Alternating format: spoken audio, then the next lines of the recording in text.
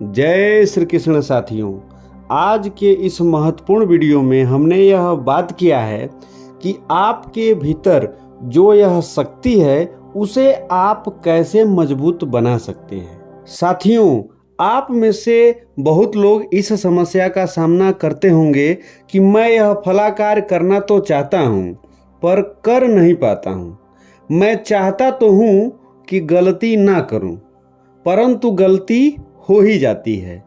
कभी कभी तो लगने लगता है कि ये जीवन की सारी चीज़ें बेमतलब की हैं, जीवन में कोई रस ही नहीं है।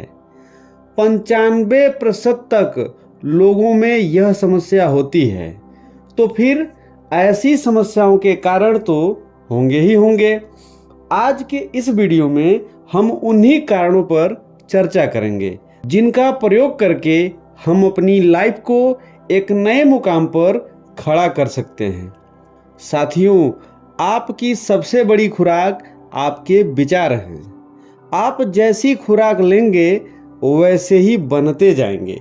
याद रखिए, जब आपका मन खराब होगा तो दूसरे लोगों के कार्य, उनका भोलापन, सब में आपको चालाकी दिखने लगेगी। मतलब साफ है कि आप अपने मन को कमज़ोर बनाएंगे तो दूसरों में बुराई ही बुराई ढूंढेंगे। तो अपने मन को मजबूत बनाना जरूरी है। तात्पर्य यह है कि मन की शक्ति सबसे बड़ी शक्ति होती है। इसी को योग की भाषा में अंतर्निहित शक्ति या आंतरिक शक्ति भी कहते हैं। इस दुनिया के सारे कार्य इसी आंतरिक शक्ति के कारण ही तो पूर्ण होते हैं। इसी शक्ति के कारण ही तो असंभव को भी संभव बनाया जा सकता है। आइए इसे एक कहानी के द्वारा मैं आपको बताता हूँ। यह भगवान बुद्ध के समय की बात है। एक राजा के राज में एक हाथी था जो बहुत सारे युद्ध लड़ा था और अब वह बूढ़ा हो गया था। बूढ़े होने के कारण वह ठीक ढंग से चल फिर भी नहीं सकता था। एक बार वह पानी पीने नदी किनारे गया था, वहीं पर फंस गया। वहां से निकल ही नहीं पा रहा था।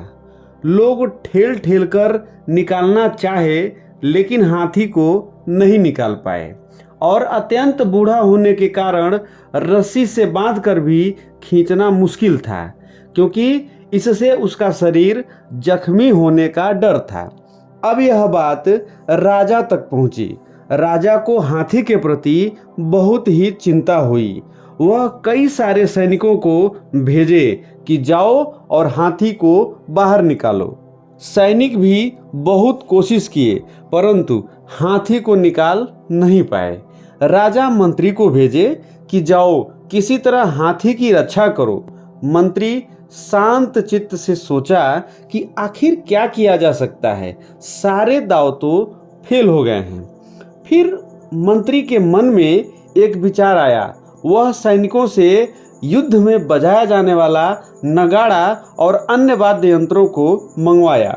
अब हाथी के चारों ओर सारे वाद्य यंत्र बजना शुरू हुए, नगाड़े बजना शुरू हुए। जैसे जैसे नगाड़े की ध्वनि बढ़ती जा रही थी वैसे वैसे हाथी पूरी शक्ति के साथ बाहर निकलता जा रहा था। इससे हाथी को बचाया जा सका। साथियों, हाथी को बाहर किसने निकाला? उसकी आंतरिक शक्ति ने। वह हाथी अपनी शक्ति से अनेकों युद्ध जीता था। समय के साथ उसकी अंतःशक्ति कमजोर हो गई थी, जिसे युद्ध के नगाड़ों ने जगा दिया। साथियों, हम सभी के भीतर वह आंतरिक शक्ति मौजूद तो है लेकिन सोई पड़ी है।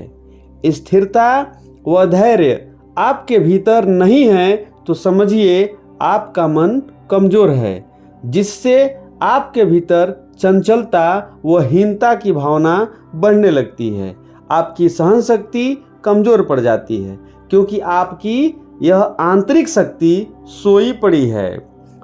साथियों, आंतरिक शक्ति को जगाने का एक ही उपाय है और वह है योग व ध्यान। अगर आप अपनी आंतरिक शक्ति को बहुत बढ़ाना चाहते हैं तो निरंतर ब्रह्म मुहूर्त में उठकर ध्यान व योग किया करें। ध्यान से एकाग्रता बढ़ती है। एकाग्रता बढ़ने से हमारा मन मजबूत होता है, जिससे आंतरिक ऊर्जा की वृद्धि होती है। और जब आंतरिक ऊर्जा की वृद्धि होती है तो जीवन में बहुत सारे असंभव कार्य हम आसानी से कर लेते हैं, जो अन्य लोगों को चमत्कार से मालूम पड़ते हैं।